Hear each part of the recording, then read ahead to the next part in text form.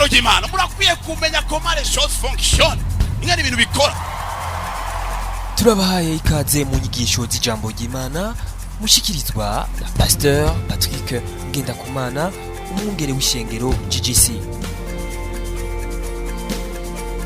Ijambo ry'Imana iyo rironse riza mu mpemu yawe, sibyo none?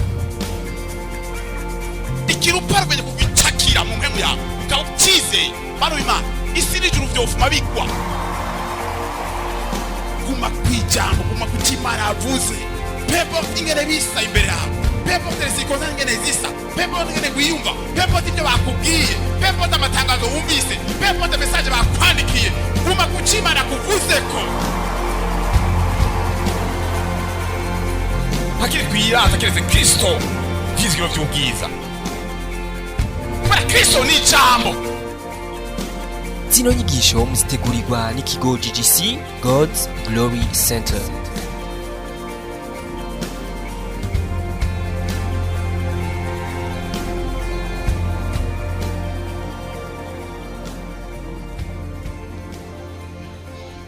Twanezeye cyane kuba mu bwiza bw'Imana, twanezeye cyane gutazira Imana, twanezeye cyane ku bintu bitakira ibintu by'imigenzo no gufatira ku wundi, bitakira ibintu byo kuraba wundi, bitakira ibintu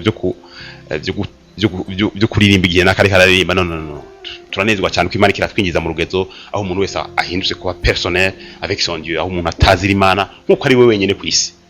Imana ishimwe, nkuko ari we wenyene hano muri no sare, ngo ntarindira kundi yahaguruka, ntarindira kundi aduza ibiganza, ntarindira kundi aririmba. No, wewe arazamuka, we ubwiwe n'imbere y'Imana. Haleluya. Nagomba ngo dusange ijambo ry'Imana hano hantu. Sindeka muri no misisi numva ntoreka kuguma subiramo ko Imana yadutungishije cyane, yaduhezagiye cyane n'amajambo y'Imana depuis le début de cette année. Imana yagiye impacta cyane, irasurinya cyane ijambo ryo kubaho ubuzima bw'ubwiza no kubaho ubuzima Imana yatugeneye kuba. Hari ijambo riguma rigaruka cyane, nuko umuntu wese Imana igihe yamushira hano ku isi ntiyari yagombye kwapfa rubi, ntiyari yagombye ko umuntu amera nabi. No, Imana yamuhamagaye ngo abeho ubuzima bwiza, ubuzima bw'ubwiza.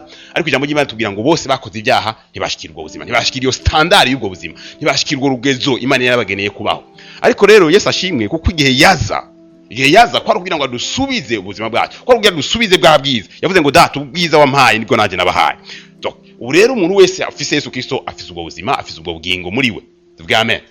Ikintu tutari tuzi, twari ala recherche y'ubwo buzima, twari ala recherche y'ubwo bugingo, twari tuzi ko dufise Yesu Kristo, twari tuzi ko turabana b'Imana. Mugabo c'est comme si hari ikindi kintu cyari externe, cyari extérieur, twari ala recherche yacu. Twari dufise inyota. Personnellement twarumva umenga hariho byinshi mu Mana. Mugabo c'est comme si turi ala recherche yo kubiraba. Mugabo ça a été une grande découverte yo kumenya ko finalement c'est pas quelque chose qu'on va chercher à l'extérieur, c'est quelque chose qu'on dufise déjà. Amen. Saje wewe mu buzima bw'ubukristo ça a été novuga ngo sinzi ko novuga ngo un point de tournant. Ça a été vraiment un point de tournant. Kumenya ko finalement icyo ariko ndarondera kandi ndazi umuntu wese ari hano yarafashe umwanya, yarafise igihe yibuka imyaka yiwe yarondera Imana, ashira mu mwete cyane, ashira mu inguvu. Mugabo twisanga finalement icyo twako turaja kurondera nico twari dufise. Igihe Yesu yaza kwa kugira ngo turonke bwa buzima nyene Imana yabonye ko dukeneye. Imana ishimwe. Ça a été vraiment une découverte. Kandi Imana ishimwe, ubwo rero Imana yagumye twigisha ukuntu ubwo buzima twoshika kuba. Ubu rero ndazi ko hari ahantu tugeze. Tuvuge amen. Byari bibabaje, umuntu yaribaza comment est-ce que je peux noshobora kuba ndi umwana w'Imana hama ngaca ngenda nsidagurika nk'ugenda kunyijo. Hagenda ibintu byose atana kimwe mbona, ikintu cyose ngoma nakiboma ko bum bum bum. Ukimvira ati uko biri kose atezwa ko ubuzima igihe Yesu yaza kuducungura. Uko biri kose yaje kuduha ubuzima aho umuntu agenda ku murango, agenda habona atari ibintu byose bifa kumukubita mu maso, bimukubita mu mutwe. Kwaja arahosheshe ibyo bintu rero. Mugabo Imana itwereka ngo hey, vous avez déjà la vie. Ubwo buzima rero murabufise, ubwo buzima bwo kuba nyene nk'umwana w'Imana. Umwana w'Imana no kuvuga nuvuga ngo si umuntu agenda tsitagurika ku bintu byose. No, urabona ugenda ku murango, abandi bose bariko bagwa mu binogo bum bum bum, wewe urabona icyo kinogo kwakirengana kubera iki? Ufise akameremere k'Imana muri wewe. Tuvuge amen. Ufise akameremere k'Imana muri wewe. Ibyo rero ibyo abantu bariko baja kurunda. Nagomba mvuge ngo turetse na twebwe abakristo n'abapagani nabo baribwira yuko hari ikintu de supérieur bakwiye gikwiye kuba mu buzima bwabo, kuko biyumvira ati uko biri kose ni umuntu abaye umuntu buntu arafise problème muri nosi. ibintu byose bikora mu mugongo, ama business yiwe reka arononekara, umuntu wese ashaka kuza mu cyumba cyiwe akamurasa akabapfuye, bose bariko barondera quelque chose qui serait supérieur à la vie humaine. Sivyo none iburaya baracabu hirya no hino atukaba de recherche du surnaturel d'une manière ou d'une autre, cyo protéger, cyo barinda, cyo gira kurukuru kugira ubuzima bwabo kameme bube au-delà du naturel, kuko baramaze kubona ko la vie naturelle en réalité irafite ingorane muri nosi, kuko ibintu byose birayihonda, ibintu byose birayibonera. C'est comme si la vie humaine, la vie naturelle aribwo buzima buri inférieur y'ubundi buzima bwose bubaho. Ibaze n'imiyaga yose uja mu bwato, umuyaga wa desida atuno musi turazamutse ubwo bwato fye, mwarabonye Titanic, abumvise inkuru za Titanic, sivyo none umuyaga ugacu desida, umuyaga ugacu desida, tuburende tudadeside turaponza abantu igihumbi bagaca bapfa. Abantu bacavuga ati c'est pas possible, nishobora kubaho ubuzima gute turi victime umwanya wose, indege ishe ko iri mu kirere pum igakigwa, abantu bose bacavuga ati c'est pas possible, ubwo buzima bwobaho gute, kubaho gute? Abantu rero bacavuga ati il doit y avoir quelque chose de supérieur, il doit y avoir quelque chose de supérieur. Mugabo Imana ishimwe, kuko Imana exactement ivyo nivyo yita gupfa rubi, ivyo Imana yita gupfa rubi n'abantu ibintu byose bishaka bigahonyora, ingwara igashaka igahonyora, abadayimoni bashaka bagahonyora, imiyaga ishaka igahonyora, ibintu byose bishaka bigahonyora. Imana ivyo yita gupfa rubi, iravuga ati nico gituma yarungitse umwana wayo ngo umuntu asubire gupfa rubi. Ubu rero dufise Yesu Kristo ngo ntidusubire gupfa rubi. Haleluya. Ubwo rero ubuzima turabufise, abandi bari bahosheshe yabwo bariko baca hirya no hino, baca mu nzira zitandukanye, ariko twebwe turafise ubwo buzima. Yohana niko yavuze ati renda bandikiye kugira mumenye ko bufise ubwo buzima. Nimumenye ko mufise ubwo buzima, natwe twabimenye ko dufise ubwo buzima. Haleluya. Ntitubone zosura kugenda nk'abagenda mw'ijoro, nizosura kugenda nk'abagenda ahantu batabona. Oya, nizosura kuba victime mu buzima. Oya, ubu tuzoba victorious, ubuzima bwacu buzogenda du succès en succès. Ikintu cyose kizozana kizogenda à l'encontre de notre vie, kiri stoppé, kirahagaritswe avant ko kidushikira. Toute arme forgée contre nous est sans effet au nom de Jésus. Parce que c'est notre vie, ubu ni bwo buzima dufise. Haleluya. Kandi nagomba mvuge ngo uko tuzoshika kubimenya davantage, niko bizoshika kwigaragaza davantage, kandi uko bizoshika kwigaragaza davantage, niko abantu à un certain moment bazohindukira bati vous devez avoir quelque chose de différent. Je ndizera yuko à un certain moment puis bivanye n'ubuzima ishengero rizoba evangelisation izokoro, abantu bazohindukira bati uko biri kose ishengero muteza ko mufite quelque chose de différent tugomba kumenya. Haleluya. Okay, reka uno munsi dushaka kandi ga portion ndagomba ngo dusome muri Yeremiya.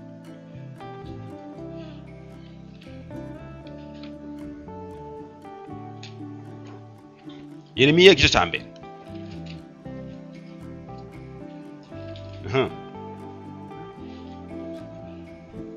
Kanitize. Saba. Kasome mu Kirundi mucogeza ntacyo. Ndagomba somera mu Kirundi. Yeremiya igice cya mbere kasome ku murongo wa 12. Ikamhere ku 11. Maze ijambo ry'Uhoraho rinzako rirambaza ati ritubonye iki ga Yeremiya? Ndavuga nti mbona ishami ry'umurinzi. Maze Uhoraho aranyishyura ati witegereje neza, kuko ndinda ijambo ryanje kugira ngo ndarigire ndarishitse ku bafite Bibiliya y'Ikirundi. Aravusubira mu 12 ngo maze Uhoraho aranyishyura. Ni Yeremiya igice cya mbere umurongo wa 12. Maze Uhoraho aranyishyura ati witegereje neza, kuko ndinda ijambo ryanje kugira ngo ndarishitse.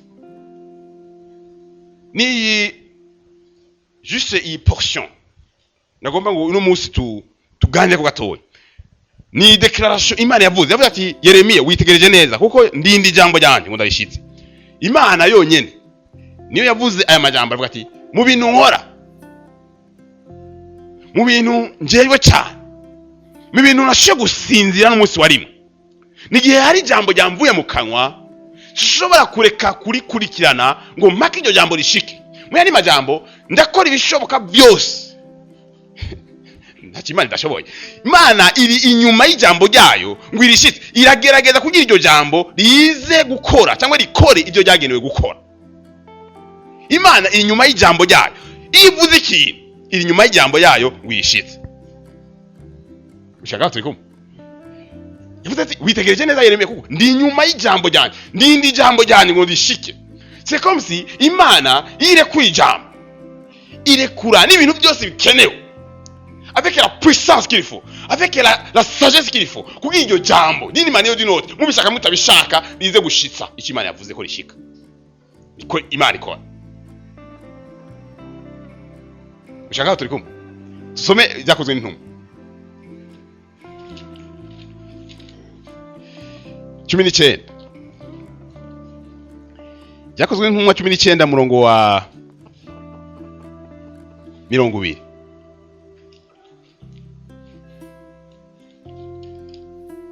havuga gute 19:20.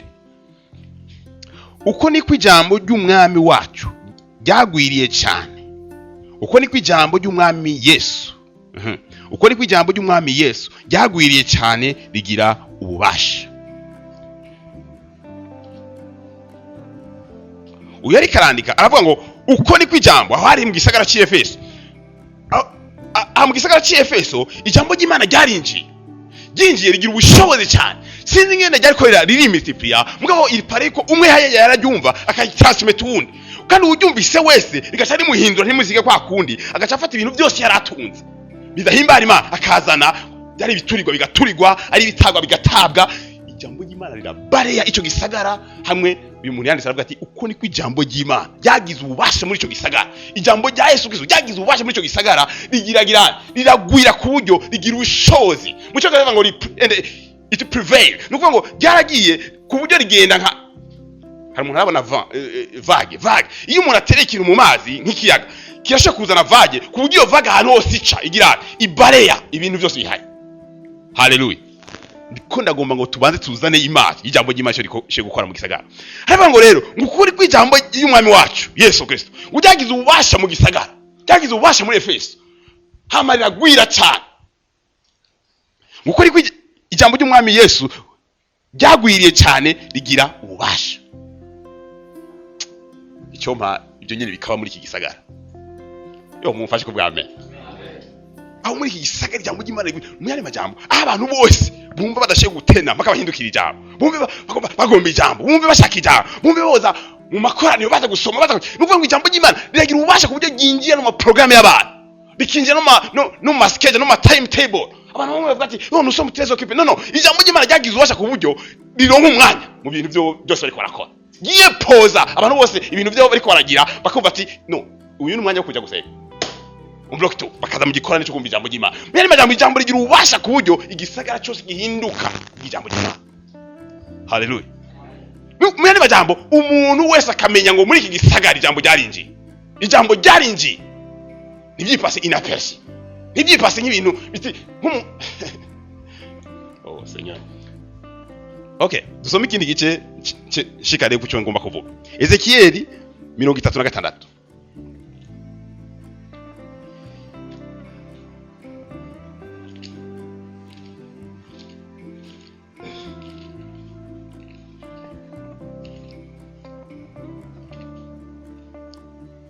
Ezekiel 36, verset 26. 36-26.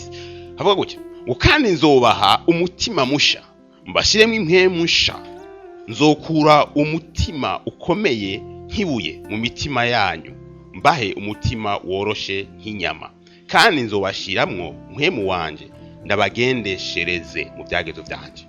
Akajambo niko nagomba ngo dusurinye cyane 27 ngo kandi nzobashiramwo mpwemu wanje ndabagendeshereze mu byagezo byanje, namwe muzokwitondera amabwirizwa yanje muyashitse Imana ishimwe. Ezekiel rekavugishwa avugira ku byerekeye nk'iki gihe cy'ishengero. Imana yavuga ati nzohindura ibintu, ndazi uye imitima yanyu naho ndababwira ibyo mukora ntimubikora kuko imitima yanyu nishobora kubikora. Imitima yanyu irakomantaye kuko ibyagezwe naho ndabibaha biri hanze yanyu. Iyo mubiravye mubona bigoye, iyo mugerageje kubishobora, ariko muri mwebwe ko mudafise akameremere ko kubikora birabananira. Ngabo rero hari ikindi kintu nzokora, nzohindura ndabakuremo umutima ukomantaye ndabashiremo umutima woroshe, nzoshiramo mpwemu wanje kandi uwo mpwemu wanje azobagendeshereza muri ivyo byagezo byanje. Mwene majambo ayo majambo yanje I will cause ucyongeza twavuga ngo nzokoza yuko muyagenderamo. Ntizoba ari inkomezi zanyu, ntizoba ari ivyiyumviro byanyu, ntimuzoba ari nzokoza yuko mugendera muri iryo jambo ryanje, muryubahe kuko ari je nyene nzobikora ku buryo muryubaha murigenderemwo. Imana ishimwe. okay bene data kimwe afite umuntu c'est comme si muri ubu buzima bw'Ukristo umuntu agenda aratekuvura kimwe mu yandi madécouverte amaze kuntangaza cyane ni ikintu ndiko ndavuga uyu mugoroba yuko Imana inyuma y'ijambo ryayo ishitse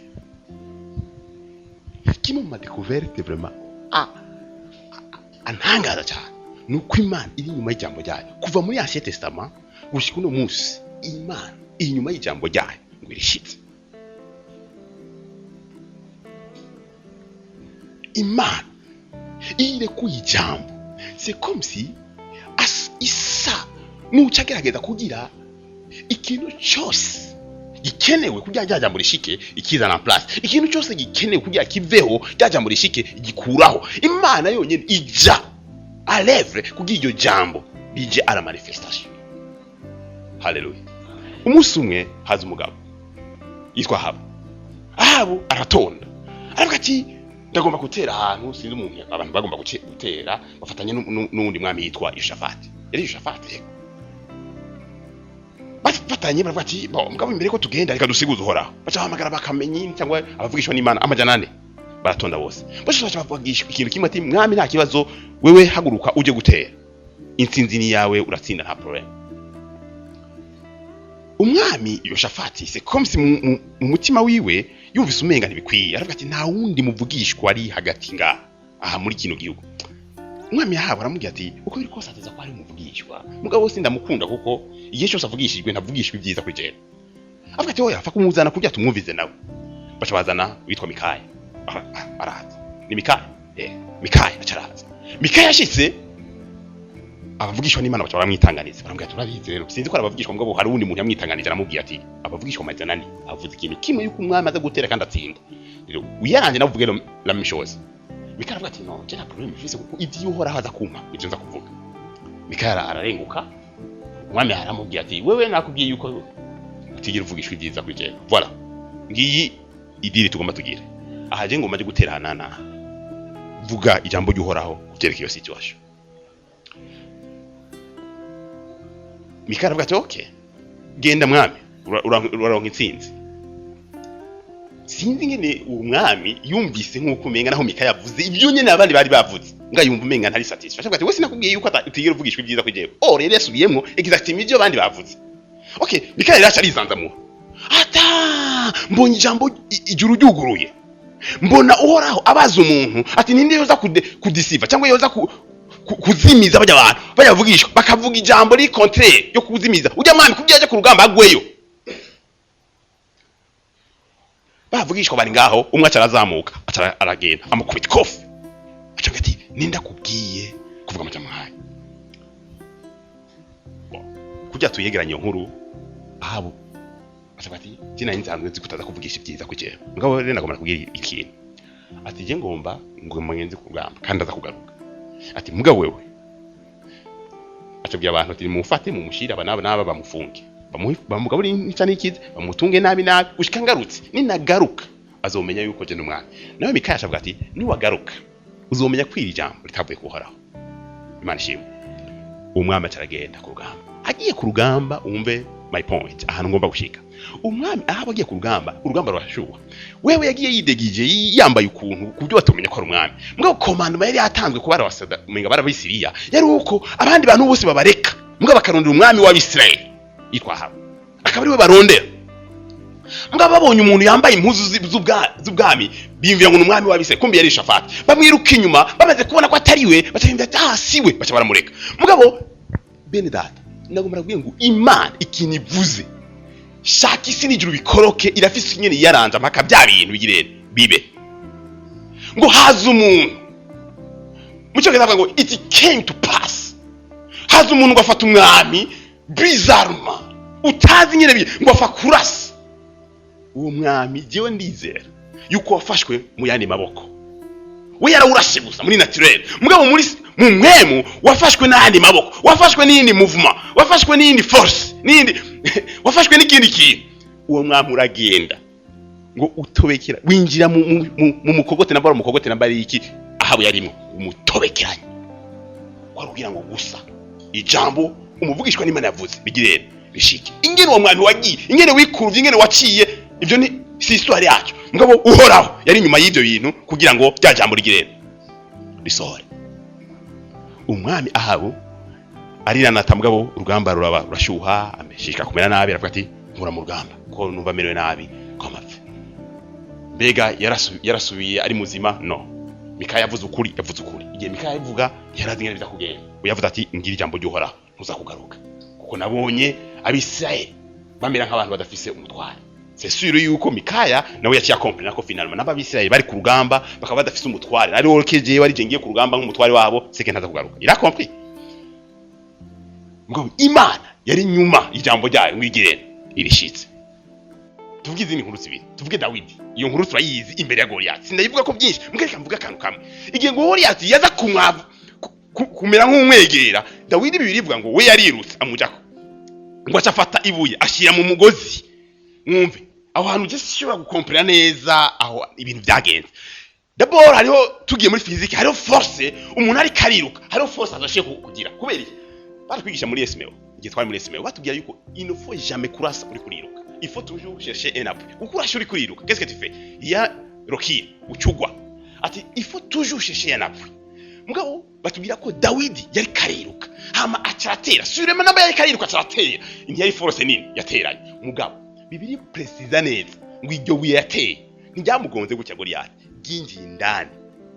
It sinks. Mu kirundi ngo ryadobeye muri we. Ginjiye muri we ririnjiye indani. Hagiye twivuga ngo kagonze no. Bibiri precisa neza uravye ginjiye indani. J'ai finalement compris que iryo buye ntiryari kuri force naturelle Dawidi yariteranye. Okudisheme hari ikintu cyabaye. Tuvuga amen. Kindizira ko okudisheme Dawidi arire kwiryo buye. Kandi ngo jakubise ngo ahantu ngo hagabanye ngo ahantu nyene ngo ivyuma bigarukira. Si haruko uko bikoso kudisheme iryo buye yarafashwe nandi maboko. Kugira rishitse gusa Dawidi ijambo yasohoye imbere ko aja gutera Goliath. Turikum. Diko ndaraba ndabona bene data yuko finalement Imana icyo yamaze kuvuga icyo yamaze kudekreta ikivuze ngo iki kirabaye turashe kutabisigura birebire turashe no kutabona ingene biza kugenda mugabo uko biri kose sabasopase reka nageze kuri inkuru twese tuzi imvugishwa n'Imana yitwa Elisa umunsi umwe hari inzara mu Isirayeli bacha baraza umwami aravuga ati no ifosi Elisa ko vraiment yicwa ntakunda kumva ibyo genda byo bandanya gute. Elisa asohokana ijambo ry'umwami aravuga ati oh okay ejo ingero yifu igogorese neza izo bigugwa shekeri.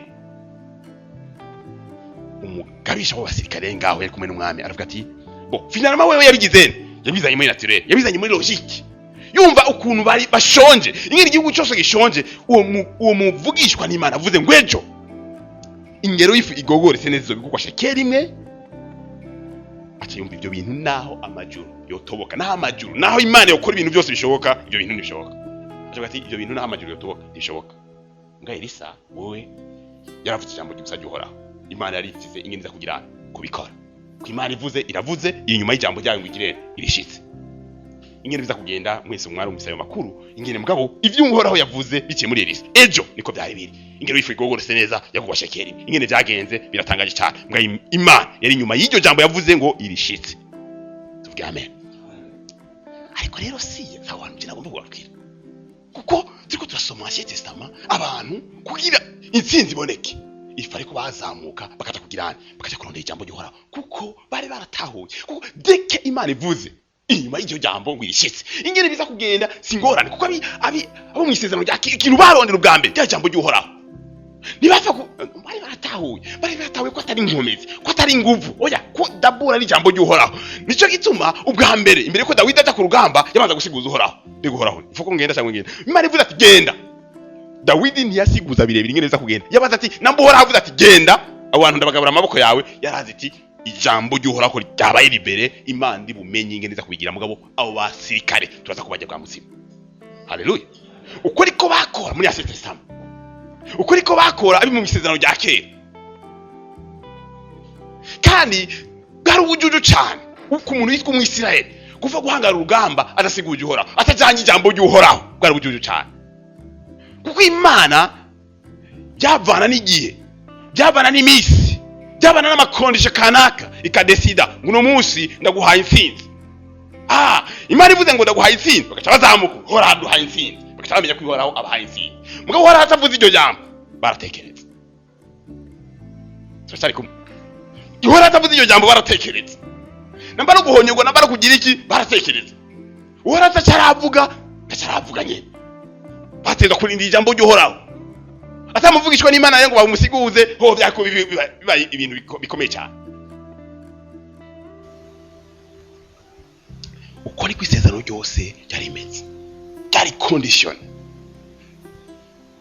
Hari amajambo uhoraho yavuga mugabo akasanga ari conditione n'ibindi bintu. Nimwubaho kunukunuko raba ukuntu bizogenda.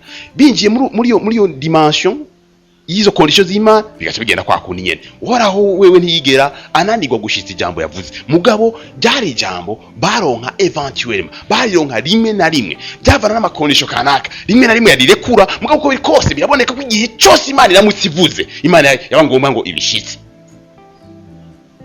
Ariko no munsi iyi myaka yacu bimeze gute? Soma ijambo ry'Imana. Muraza gusanga biryoshye cyane. Haleluya. Biraryoshye cyane kimishe kwibaza. Ariko rino bakabiri. Igice cya mbere umurongo wa 20.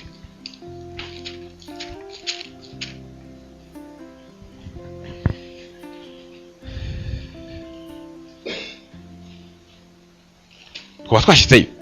Ariko rino bakabiri igice cya mbere umurongo wa 20. Ivuga gutya. Ngo iby'Imana yasezeranye uko bingana muri we, aho muri we ninde très bien. Iby'Imana yasezeranye uko bingana muri we niho ego me riri. Nico gituma ari we adutera kuvuga ngo amen, ngo Imana ishimwe natwe. Uyu murongo wawe utarajije mu Kirundi. 1 Corinthians is the second Corinthians chapter 1 and the verse 20. For all the promises of God in him are yes. For all the promises of God in him are yes, and in him amen. Amen c'est comme si mu Kirundi bayishize kuri twebwe, mugabo uyu yanditse mu Cyongereza, uyitradisha mu Cyongereza, c'est comme si byose yaba kuri yes yaba kuri amen yabishize muri we. Yavuze ngo all promises of God in him are yes, and in him amen, to the glory of God through us. Imana ishimwe. Ça c'est vraiment ikintu gikomeye cyane. Akantu niko nagomba ngo dutewe ko amadu habetse Imana. Jambo ry'Imana tubwira ngo ntimwabyawe no kwifuza ku mugore cyangwa ku mugabo, ntimwabyawe n'ibyumviro by'umuntu, ntimwabyawe n'ukuntu umuntu yabishatse, ariko mwabyawe n'Imana. Twabyawe n'imbuto itabora, iryo jambo ry'Imana. Twabyawe n'ijambo ry'Imana. Amen. Igihe wakira Yesu Kristo, wabyawe n'ijambo ry'Imana, ukomoka ku ijambo. Wa murongo twasoma muri Ezekiel 36 umurongo wa 26, iby'Imana yake iravuga ati musange murimo umutima ukomanaye, mwumve ibintu nzokora, nzokuramwe umutima ukomanaye, ndabashiremo umutima woroshe inyama, nzobamwemu wanjye kugira abashozi cyangwa abagendeshereze muri izi zagezwe. Mwene majambo uko Yesu yari iki? Yesu yari ijambo. Yesu yari ijambo yambara umubiri. Tuvuga amen. Ibyaremwe bisha bene data. Umva ukuntu Imana yatugize. Imana yatugize ijambo twambaye umubiri. Imana yatugize ivyete bisomeka. Imana ntiyatugize ngo twubahe ivyete. Imana yatugize ivyete. Imana yatugize ngo twubahe ijambo. Imana yatugize ijambo yambaye umubiri. Tuvuga amen. Cette fois-ci ndiko ngenda for a purpose, kugira umuntu wese acyumva.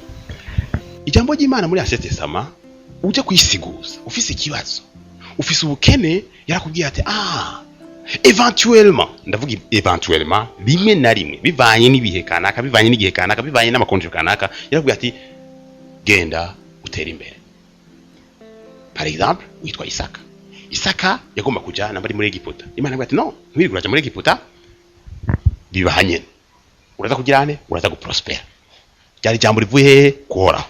Eri Isaka ko yararonse ijambo rivuye kuhoraho rimubwira ngo araza guprospera, aho mwako kanjyo jambo ry'uhoraho Imana kumwe twavuga yari nyuma yayo kugira irishitse. Isaka yaraprospeye muri cyo gihugu mbakigeraho. Turi kumwe. Mugabo rero umva ivyo Imana yagize. Imana yafashe ayo majambo yose yagiye iravuga eventuellement ijya no hino naya toba yaravuze. Imana ihindura jewe kuba iryo jambo. Tuvuge amen. Reka nabisigure neza. Ubwa mbere narashobora kuronka ijambo muri Asesesa. Mugabo yaminduye ku iryo jambo muri Nouveau Testament. Mugabo hose Imana iri nyuma y'iryo jambo ngirishitse. Abantu tukagumana. Turi kumwe. Muri Asesesa Imana yashe guha umuntu ijambo. Ange ndakugize umutunzi. Ni Imana ikwaye ijambo. Ndakugize umutunzi. Imana yateza kuguma inyuma y'iryo jambo kugira byose bikore en ta faveur, kugira ugirene ubu umutunzi. Amen. Cette fois-ci Imana yarafashe iti ntibikenewe ko wongera kwigaruka ko tsenye ndakeneye ya jambo. Yashibwa ati yafashe ijambo rero. Cette fois-ci byose iragirana irariguha. Amen. Yafashe ijambo ryose ry'Imana ryose ifa Yesu Kristo irariguha irarima. Ubyo jambo ryose darifise. All promises of God. Now uye niki kintu irekura eventuellement yafashe umuntu rimwe rizima imuha ijambo ryose Yesu Kristo birarimuha. Imana kiragira iraruhuka. Tuvuge amen. Imana ati mana uburenda kenye maya ubunda kenye ati tu sais icyo la réussite icyo prospérité. Man ndagomba ku prospera. Imana ubundi gifise gata ugomba ku prospera prosper.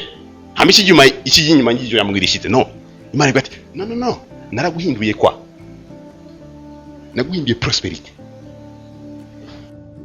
Naguhinduye iryo jambo prosper. Iryo jambo uvuga ndagomba prosperity. No ni Imana nigomba kuriguha. Nyaguhinduye prosperity. Naguhinduye prosperity. Kibazo nikirahe. Unamuza ahantu tuguza kugira point finale na wantu ko twahitse iryo jambo. Imana yashagomba cyakindi nyene yaho rikora kwijambo ryayo. Kwinyuma yayo tujungirishitse. Iri nyuma yayo. Ko yaguhinduye prosperity. Tu es cette parole de la prospérité. Iri nyuma yayo ngugirene irishitse toujours. Hallelujah. Bose ubutumwa bwiza. Yaguhinduye prosperité. Iri nyuma yayo kwa kundi nyene ngirishitse. Koma. Singoma ngo ndabisigure, singoma ngo ndabitahure, singoma ngo menye inzira, mugabo nagomba kuyiye. Imana maintenant il dans ma vie. Kuko nayizi iryo jambo. Imana iracari nyuma y'iryo jambo. Namye ndasoma iki jambo ngo je vais sur ma parole. Mu gihe burayo mega bavuga namba ngo shikabe ibintu byagutyo. Shikabe ngo ni nahantu uba aho sinzi kurabona ubwoba itiro likagenda kwera ubwoba. Tuvuge ura nkantu ubwoba buje itiro ngene riguruka. Ibi afite nicyo bisigura ko Imana idashobora n'umunsi warimwe kuhojyamo n'agapfungu kitiro kubira ijambo ryayo. Nambari ikintu ngo iveya gusomba ibintu byose c'est sa parole. Dieu devenu sa parole. Dieu veille pour que tu arrives à manifester exactement icyo jambo rivuga. Hallelujah. Bene data. This is who we are. Prenons autre exemple tout tout. Hama doit être éclairé. On a envie de prospérité. Nous voulons sur la réussite. Nous voulons sur la victoire. Imana vati, oh Seigneur, ngabasi banje hora. Munashete sama ikintu bacha bakora ku muntu ari wise, ku muntu ari afite ubwenge, ku muntu agomba gukora neza, ku muntu agomba kugira intsinzi, yacayirwa kuhoraho. Nabatara muvugishwa n'Imana, nabatara umwami, nabatara umuherezi mukuru, yacayirwa kumuvugishwa n'Imana. Ati hey, ngabasi banje barane, ndagomba guprospera. Ndagomba kugira intsinzi, victoire. Imana gashuka ati okay, genda ndaguha intsinzi. Imana yabamuhaye iki? Yabamuhaye ijambo. Agaca genda, hey, nibisigura ko abo basa banesheje. La fois prochaine azosubira kubanesha. Turi cyari kumwe. Aho hari muri Asesesa iri muhaye c'était pour un temps. namakoresha ari ukuntu ndaguhaye intsinzi kuri abo bantu, ndaguhaye intsinzi kuri ba bantu determine, abantu kanaka baguteye ukuntu uje kumusiguza kubera abantu kanaka point. Ndaguhaye intsinzi kuri abo, Imana igaciro n'ingene bigira kugira iverse sa parole, iyo jambo yaguhaye irishitse abantu ukabanesha. Problem wasubira kuja kuryama abandi basi bagaruka, wateza kugira gusubira kumvugishwa n'Imana abandi basi bagarutse. Ngo cette fois-ci wumva ibintu Imana yatugitse. Iryo jambo bita victoire, Imana yavuze ati now tu deviens la victoire. Now ubu uhindutse intsinzi. Ubu cette fois-ci sineza kwirwa iryo jambo bita la victoire, Imana yari shize muri Kristo Yesu. Ku Yesu Kristo ni jambo. Ayo masezerano yose y'Imana muri we ni yego ni yes. Yose all promises of God in him are yes and amen. Imana ati byose iyo biva bikagera ni ngomba ngo wongere kugaruka kumbi. No byose iyo biva bikagera nabishize hamwe yitwa ijambo ndariguha, wahindutse iryo jambo. Ubu rero nahindutse la victoire. Amen. Nahindutse la victoire. Iyo abasi banje bagaragaye gutyo boum, je sais qui je suis. J'ai pas la victoire, je suis la victoire. Mugabo rero kuba ni victoire, il faut que je manifeste la victoire. Abantu niho tuzaduhereza. Comme je suis la victoire, il faut que je manifeste la victoire. Je dois pas courir. Kugira niruke mvuga ati oh je cherche la victoire. Non, je suis déjà la victoire. Je suis la victoire. Je suis victorieux déjà. Mais il faut que ça se manifeste. Il faut que ça se manifeste. Kugira nisi yose imenye que je suis la victoire, que je suis la parole vivante. Iryo jambo bita la victoire imbere y'Imana. Iryo jambo, je suis iryo jambo. Kandi ikiryoshe muri ivyo nuko Imana iri nyuma y'iryo jambo ngo irishitse. Imana iri nyuma y'iryo jambo ngo irishitse. Parler de la maladie, hari umwami yaragwaye, hazumvishwa n'Imana ambwa ati Imana yambwiye ngo tunganye ivyo mu rugo rwawe kuko ugomba utahe. Oh mwami arasipria cyane avuga ati no ndashafise des programmes nishi ngomba gukora ati vraiment Seigneur ibuka ibikorwa nagukore. Okay, mvishwa n'Imana agiye urambwa ati okay, gene mubwire yuko ndamunge imyaka 15 acharagaruka. Ambwa ati uharagize akonga imyaka 15. Icuwo muntu yarakeneye nicari kibazo cyo kwikonsantra ngo akiri ico yarakeneye rya jambo ry'uhora ko yaraze ati nkaronka ijambo ry'uhora gereke ugukira kuranshisemo. Sivyo none? Cette fois-ci, on n'a pas besoin. Oh Seigneur, donne-moi la parole sur la guérison. Dieu, t'as fait quoi? T'as fait guérison. Mugabo, pourquoi tu me dis non, mugabo ndabona abantu bagwaye, ndabona iko système kuko nkakuja mbona abantu batari prosper, nkakuja mbona abantu bari en échec. Mugabo, Dieu, icyo bikora yabahinduye success. Dieu yabahinduye prosperity. Dieu yabahinduye iki? Healing. Yabahinduye icyo kintu. Yabahinduye santé. Mugabo hari difference hagati yo kuba success and no kumanifesta success. Hari difference. Ubu rero mugana agomba ngo tufinyura akantu kw'Imana inyuma y'iryo jambo rishitse. Toi tu es la prospérité. Toi tu es la réussite. Toi tu es la santé. Et ça c'est quoi? C'est la parole de Dieu. Mugabo Imana il est toujours inyuma y'iryo jambo rishitse. How come? Ni gute hari différence. Pourquoi il y a une différence?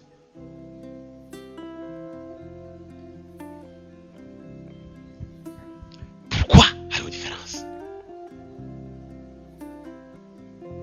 Alléluia. Et comment éviter cette différence?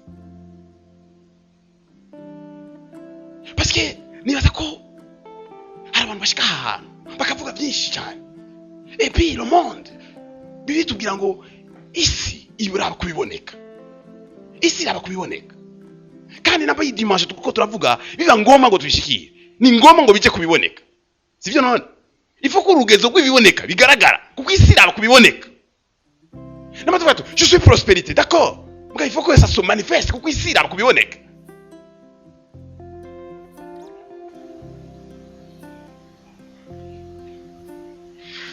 Isi iraba kubiboneka. Okay. Jewe ndafise quelques suggestions nagomba nababwira hano nibaza ko ari blocage hagati y'ibintu. Ikintu cya mbere, hari pasteur yitwa Chris, benshi baramuzi. Yaravuga ati afite isi ukuntu imeze ubanza gukora ikintu nk'ubuye tu commences à être prospère, tu commences à travailler pour être prospère. Bon, prospère ça dépend, ni kamvuge ukaronka nk'amahera ukaba riche, hama bagaca batanga kuvuga kuri riche, hama bagaca kwizera kuri riche, hama bagaca kuvuga kuri riche. Ko ni kwisimeza, niko programme yisimeza. Ubanza kuba riche, hama bagaca kuvuga kuri riche, bagaca kwizera kuri riche, bagaca bavuga kuri riche. Ça le monde. Kandi le monde nayo ngene kwiyatandako yuko il ne faut pas dire que tu es riche avant yuko manifester cette richesse. Quelque part natwe irashe kuba yarabaye handicap pour nous. Nitwigeze tumenya ko finalement mu bwami bw'Imana c'est juste le contraire. D'abord Imana yatugize riche, hama tumanifesta la richesse aho turiko turaca hose. Ukubera iki? Imana ibanza kwemera yuko ibanza kwemera ko turi iryo jambo ko nape richesse, hama igakijyuma y'iryo jambo kugira ishitse ikore en fonction kugira iryo jambo rigire manifestation.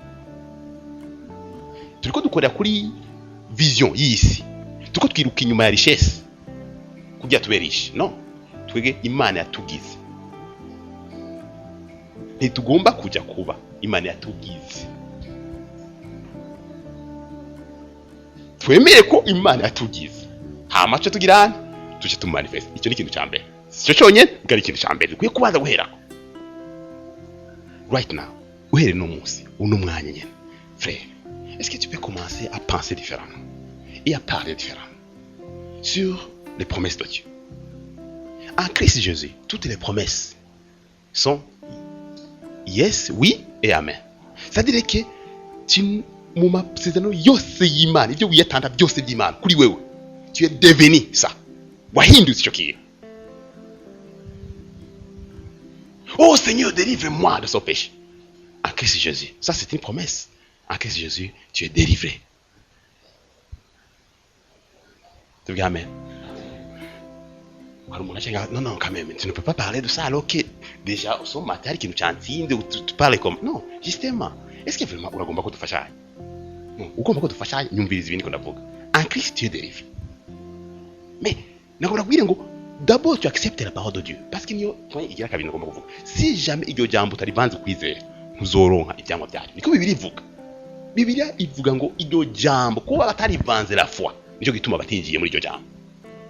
Iryo jambo Imana nigomba ngo banze uyisiguze birebire. Imana igomba ngo manza wa ico yakugize manza ucakire uceme.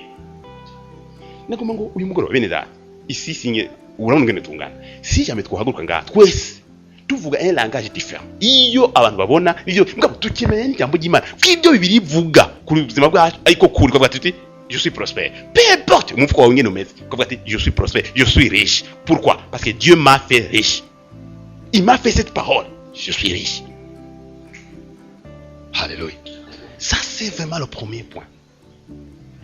Ici, ukuri kwimeze nizo nahinduka iraba kubiboneka. Ibanza kukubona ubaye riche, igatangura kuvuga kuri kwiza kuri riche, ikakuvuga kuri riche. Na ukoreye kuri iyo perspective, nibyo nibijanye n'ijambo ry'Imana. Ijambo ry'Imana emera iby'Imana yatugize. Hama cyo tugira. Ya urumva turabyize. Tuje tubivuga hama by'Imana-ifeste. C'est juste le contraire. C'est juste le contraire. Mais le premier point, il faut que twemeranya n'Imana. Il faut que twemeranya n'Imana. Ibyo oye mugabo. Ndiko navuga gutyo. Il faut que twemeranya gahindura n'amasengesho yacu. Parce que reka twatebye ahantu. Passer une heure, passer une heure, on va Seigneur, oh Seigneur, oh Seigneur, oh Seigneur, alors que, oui, oui, on va me dire, non, est-ce que, comment est-ce que, alors, il faut qu'on cherche la parole de Dieu, d'accord, chercher la parole de Dieu, non, quand même, il faut chercher la parole de Dieu, d'accord, il faut chercher la parole de Dieu, si tu as mis muri yangle, tu peux voir, muri yangle, tu peux voir, tu peux voir background et ancien testament, baron de jambo du hora. C'est comme si c'est externe, c'est quelque chose qui est là. Dieu va éventuellement libérer sa parole pour dire ok, ce n'est pas ça, ce n'est plus ça. Maintenant, il y a moyen d'être victorieux 24 heures sur 24, 7 jours sur 7. amezi 12 ku mezi 12 ubuzima bwacu bwose Imana igifite ikibazo cy'ibyo bintu. Imana igifite ikibazo cyo yo ba Victorie 24 sur 24 7 jours sur 7 12 mois sur 12 imyaka yose azoba bya birebire. Imana ifite ikibazo cy'ibyo. Imana yakugize success, Imana yakugize victorious, Imana yakugize ukonye, Imana yakugize existence nyene yagomba kukiba. Ovyeme ibyo biragoye kwinjira mu byimviro byaje ko twiyumvira ko Imana yagomba kameme kuno munsi natsinze ejo byo camwo gatoyi kugira nibuke ko ndumuntu. Cyo yintwa bikuye cyo bintu sivyo. Imana ifite ikibazo ngo wibuke kuri umuntu. Ibyo ndabibabwira ndazi cyo nivuga ndavuga nk'imwe ndatawe yarazi turimbo nahora ndirimba haki imyaka bikeye. Hari utwo nahandi hari utwo higishije frère. Iyo ndiko ndaturaba ko majambo yarimo. Yo harakaremo narifite kavuga ngo Berega mwami mununu muntu akavuga ngo iyo nciye mu bindi minkaneshwa mana ngo ncanibuka ko umuntu ari umuntu usiko muzindi ko ndaca muri ibyo bintu nkananigwa ncanibuka ko umuntu ari umuntu no Imana ifite ikibazo cyo kunyibutsa ate hey ibuka ko umuntu ari umuntu wewe uri umuntu w'umunyabyaha uteza gucumura kugira wibuka ko uri umuntu Imana igomba ko mba success amen niwo mugambi w'Imana frère Imana igomba ko mba success prosperous victorious umwanya wose victorious ukuri ko Imana ingomba ukuri ko yangize haleluya ubu rero dushanje meme le langage dushanje meme la prière duhindure afeti icyo kintu namba tucemeye gikwiye ko affecta ubuzima bwacu bwose ko affecta meme le langage ibintu byose ndarindiye ko umunsi umw'Imana izonyibuka Siko navuga nguko menga twobara utuntu two hejuru no ndagomba ngo yinjire en profondeur bihindure radicalement ubuzima bwa misi yose n'ibintu tuvuga ega jema niraba mu tuntu nyene tutarahera ndaturabahe mu ma reflexion n'utuntu nzanishura rimwe abantu bambagije bo ndarindiye ko Imana izogira ikikoze mon frère hakina Imana izokora itakoze Dieu m'a rendu riche peut-être mfume mvuga nti ndarindiye ko ça se manifeste ngaeske mfume mvuga gutyo basi ngavuga ngo ndarindiye kwinjuru Imana izonyibuka mon frère Imana izonyibuka no ndiko nabwira ibi biko bihindura ivyuviro byanje bishasha ndiko ngira ivyuviro bishasha frère kwinjuru Imana izonyibuka ivyo namwe muhora muvyumva ko Imana izonyibuka enjo Dieu s'est souvenu de moi Imana yabonye ko nakwiye gupfa rubi nico gituma yanyibutse igihe yabona yuko nakwiye gupfa rubi kuya ishivuga ati I give him the word He sent his word one for all rimwe rizima rungitse ijambo ryiwe iryo jambo ryiwe rihe in me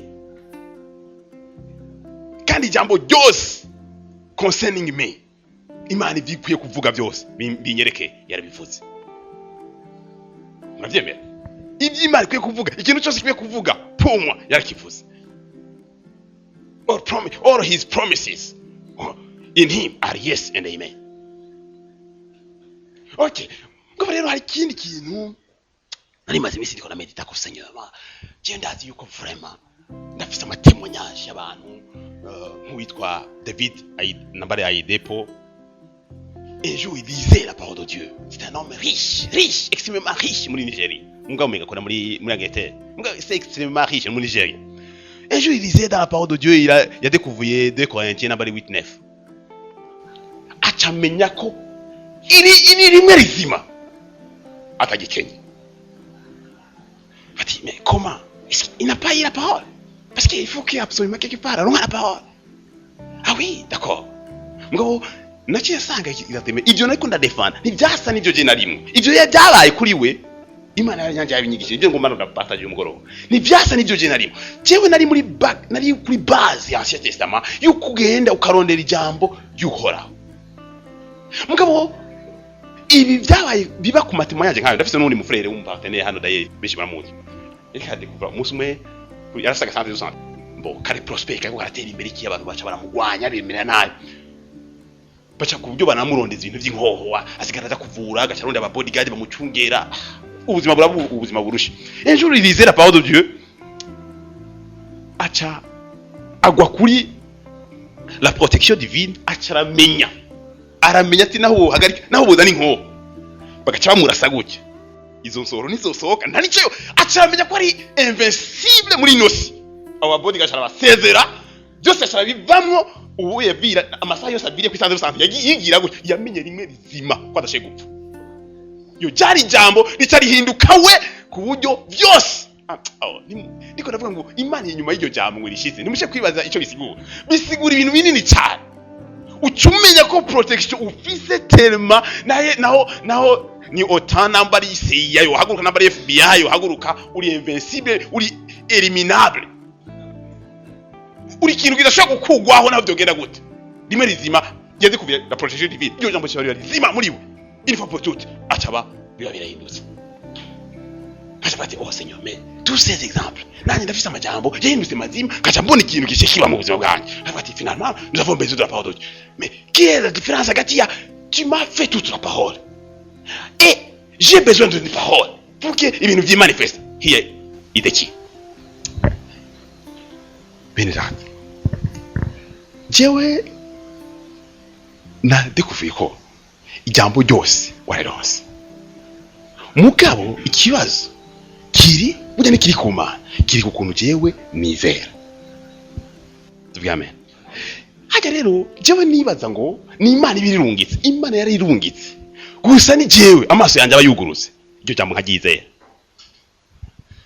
hari umuntu yanyumvise si kibazo cy'Imana ni jewe ivyumviro byanje byugurutse umushaha wanje wugurutse conscience yanje ibyakiriye iryo jambo nkagizera all his promises in him are yes ntanakimwe irotena ntanakimwe ikirekura appetite de chair ntanakimwe ikirekura appetite babita gute agude nabari agude pesi ndike ndayivuga izira arakarikira ugeze he okay ubu ndakurekuriye kandi ka no Imana yarekuye tu sibona ivyo nizera ça devient vie amen icyo bikora Imana iri nyuma y'iryo jambo gusa byose ngo irishitse here is a key bendata cyambe n'abakonseye ngo twemeranye n'Imana dutangure kwakira ivyo byose Imana yavuze tubyakire nkagwacu icyakabiri ndabasujera ngiki prenons toute la parole de Dieu tuzi yacho twongera kuhindukira kuja kuyirondera hazoshika kumbure mugabo ingiki kintu vraiment dufashanye bikora commençons déjà à méditer sur ça et à confesser ça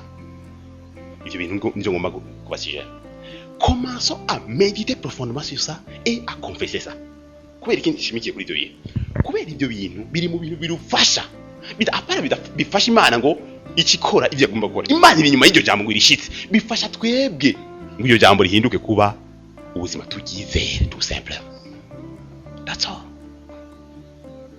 ariko tukaba abantu basoma ibintu bihuta nabihejeje n'amajambo make cyane azohinduka vi Imana tuvuga tuti amasezerano yayo iki byo kuri ni yego kandi ni amen ego ni yego kandi ni amen gusa mbega y'ubizera angana iki ariko burya none burya tuzorandika ibiganza ku bagwayi bakire ego ijambo ry'Imana ni yego kandi ni amen iryo sezerano ni yego kandi ni amen kumana n'ivisi kibazo umukristo umuntu yavuze bwa kabiri afite ubuzima bw'Imana muri we arambise ikiganza ku mugwayi acakira mugabo none iryo jambo ndakizera difference iri hagati y'ujya muntu mbona ari karopera muri iryo jambo naje ndiko ndaropera muri iryo jambo mbega Imana nuko ifise itoranya bari ku rutoni no i difference nuko ujya muntu iryo jambo aragizera nanje ndagomba ngo ngirere ifuko ndagizera turi kumuga beneda turemeranya brem ijambo deke ugizeye kumana ntigifise ikibazo nagitoye idaosa abantu bamaze kumva inkuru za idaosa umunsi wa mbere njya mu rusengero akumva bariko bigisha kuri Mark 16 ngo bazogira ibyica ntihagire ico bapfa bazorambika ibiganza ngo n'abapfu bazozuka idaosa yabaje umwigisha iryo jambo umunsi wa mbere yari umupagani yinjira mu rusengero asanga bariko bigisha kuri ibyo bafata ivyo wigisha n'ukuri ngo n'ukuri idaosa cyarasohoka yari mu Nigeria aja mu bitaro kuba apana ku bitaro kubagwaye ku bantu bapfuye batatu wa mbere amukorako haguruka ntihaguruka wa kabiri haguruka ntihaguruka wa gatatu haguruka acaravyuka aba muzima idaosa uhereye uwo munsi nyene aca yizera ko umuntu wese agwaye amukoze ko acagura yarabyizeye rimwe rizima idaosa yabaye ubwo buzima bw'ibitangaza n'ibimenyetso gusa kubera iki rimwe rizima byamwinjiyemwo abyizera ko umuntu ubuzima yakiriye akoze ku mugwayi acapfa atakira akoze kwa pfuye acazuka idaosa acabaho ubwo buzima yabaye ubuzima butangaje ku buryo ngo abasirikare baraza kumufata president yabarungitse agomba kubaka urusengero ahantu president ngo yavuze ngo ahantu ntubaka urusengero tuzohubaka aeroport agavuga ati ndagomba kubaka urusengero mutabyemeye muca mupfa mwese bagaca bavuga ati oya ntavyo twemeye pfa bose bagaca bapfa abasirikare bose nk'ikompanyi igacipfira rimwe igihugu kikakoma induru oya ndahusubisha abantu ndahubaka urusengero ndahubaka urusengero ati hubaka urusengero zuka mwese bagaca bazuka bakabazima no niko navuga gutyo muhavamye ni témoignage authentique idawusi yabaye ubuzima terrible ndababwiye ati terrible ariko imana yanje nitoranya abantu ku butoni ubwo buzima yari afise nibwo buzima afise none ingorane yari hehe wewe yarabyizeye naje uno munsi ndi mu nzira yo kuja kubyizera nagomvye kuvuga ngo sindabyizera no ndi mu nzira yo kubyizera ariko ndafise igikorwa bendera ndafise igikorwa canje n'ubu namenye igikorwa canje ifuko nguma mwijambo ndarimedite ndaririmbure ndarikonfese hari ukuntu utamenye ingene bigenda rigakorokera mu mpemu yanje rimwe rizima nkamenya ko ntagikenye naho vyogenda gute shaka nkorokere mu bugaragwa nzotunga kubera ndi prosperity shaka abantu igihumbi bagwe iruhande yanje iburyo abandi igihumbi bumoso kiwe nzorengana kubera iki ndi protection ndi kuzigamwa kw'Imana nzorengana bwa ifuko bihinduka vi ubuzima haleluya ifuko bihinduka vi je natangaye ndakunda kuba inspire n'amatemonyage so ndiko nasoma nk'amatemonyage ya Sadu je arantangaza ibaze intambwe Sadu yagiye ahantu mu kizo bavuga ati iyi gisagara ntitwemera kuvuga ubutumwa muri iki gisagara nta n'ubwo indaro bacaja mu kizu cabomotse cagize iki ararayo baca baramuraba ati arayaje turamwicira ijoro haca haza intambwe n'icyo joro intambwe igisagara cyose kirabona iyo ntambwe iraza bakati ntaco shajya ntambwe kimwe itwikira icita irabloka kuri uwo muryango iratekereza gutya haleluya iyo ntambwe yarije kugira ku proteja umwana w'Imana yizera iki yizera ko isi n'ijuru navyo koroka jewe Sadu ntaconza kuba kandi ukonye niko Imana yorganize tout ce qu'il faut organiser kugira iyo protection ibe rasi haleluya what do you believe Bernard yaba twubyizeye tout est possible aserukiko tout est possible Dieu Imana turayabara ku butoni Imana yafashe umugisha wayo Imana yafashe ijambo ryayo ryose ikintu cyose umuntu yokwirukiye akayisaba ikarekura ijambo ryayo yafashe byose bikoraniza hamwe ibigira ijambo iri umwana w'umuntu bati now receive the word Yesu Kristo ari capsule arimo byose amasezerano yose y'Imana twayaronye cyarimo muri Kristo Yesu yose yahindutse nahindutse byose mugabo ibyo nizera niko rugezo nzokwakira imbere ko mva hano mwishi mana bamugisha ibyo nizera mugabo nanje ndi mu bantu bagiye kwakira byinshi muri nosi pourquoi kuko ngomba kw'Imana yanje abantu bose bamenya ko ibyo yadukoreye bitayitoye nicyo gituma ndi decide gufata byinshi bishoboka namenye byose yabimpaye Imana itoranya ku butoni Imana yavuze ngo abari mu Kristo Yesu nta rubanza nta condemnation Imana ivuga ati nagomba kubiguha nagomba kubimanifesta mugabo urafise akantu kanenge no ndi muri Kristo Yesu nta kanenge na gato there is no condemnation for those who are in Christ Jesus there is no condemnation hari umuntu avuga ati bo je nkumbure no kubera muri kahise no there is no condemnation for those who are in Christ Jesus igihe twavuka bwa kabiri turi kuri meme pied d'égalité Imana turavye tubona twese nk'abagorotse ntavye kuvuga ngo ndafite background rimeze uko hari abantu bidisqualifia bikimvira ati mu Mana ngira ngo sinzokwakira byinshi kubera background yanje yari mbi cyane kumbure no turi mu Kristo Yesu amaraso yiwe yatwogeje ububi bwose ku buryo uye turi bazima igihe Yesu yazuka twazuranywe nawe pour une vie yinsha ntufise kahise uriko avuga ngo kahise kandi Imana ivuga ati no ndakubona nk'umuntu mushasha mu Kristo Yesu all promises amasezerano yose y'Imana frère amasezerano yose y'Imana amarira yose abo mu isezerano rya kera barize amaforme yose yanditswe ngaha natanditswe ngaha ingorane zose bari bafise z'intambara z'iki igihe cyose bazana imbere y'Imana yafashe byose ibikoreza muri Kristo Yesu ibiha abantu inyishu yose y'Imana muri Kristo Yesu akira nahindutse icyo kintu muri Kristo Yesu duhaguruke dusenge Imana haleluya thank you Lord receive more akira byinshi mon frère don't let ntufate umwanya wo gutakaza ntufate umwanya wo gutakaza mon frère deki ijambo ribaye rizima muri wewe isi n'ijuru bivuma bikoroka icyo kintu tuzo kukimanifesta uvuze ati kajya hano ndaronka akazi abantu bose bobura mugabo iryo jambo Imana iri nyuma yaje bwishitse akazi kajya ahantu wozo karonka Imana ivuze ati tu vas prospérer ura prospérer uvuze ati Imana wishura iryo jambo yuko uri prospérer isi n'ijuru igisagara cyose cyohomba mbwa wowe uzokunguka kubera iki uri prosper believe it my friend. Imana yasezeranye ibyo ntibeshe. Imana yakoze icyo ntirepana. Imana ivuga ati narabahaye byinshi birengeje. Mbega yemwe bazohava Imana ntiyicuza ingabire zayo. Imana yavuze ati akira. Imana yakugize ico imwe rizima. Imana nicyo kugize. Itangaje n'ukuntu utabyize. Ibabajwe n'ukuntu utabyakira. Ibabajwe n'ukuntu utabyinjiramwo. Ibabajwe n'ukuntu utabimanifesta. Kugira manifeste rimwe icambere manza wizere ko icyo Imana yagukore ari cyo kuri. Hama icakabiri medita kuri ibyo bintu. Meditako birimbure bikonfese bihinduka ubuzima. Umunsi byahindutse ubuzima rimwe rizima. Uzohinduka iryo jambo rigenda genda. Imana nayo iri inyuma yayo ngwigire iri shigikire. Imana iri inyuma yayo. Oh my God. Imana n'ubushobozi ira investe tout. Il a investi tout sa puissance. Inyuma y'iryo jambo Imana niyo yashize ibintu byayo byose. Inyuma y'iryo jambo. My brother, urikete risomeka. Abantu bakonyera ukengenda bazomenya ce qu'on appelle la parole de la prospérité. Uriko uragenda abantu bazomenya ce que c'est la parole de la victoire.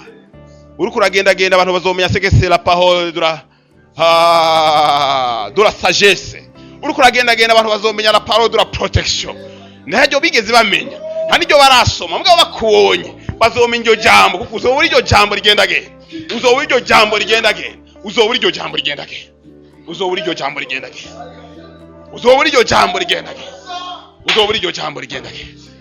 Hallelujah.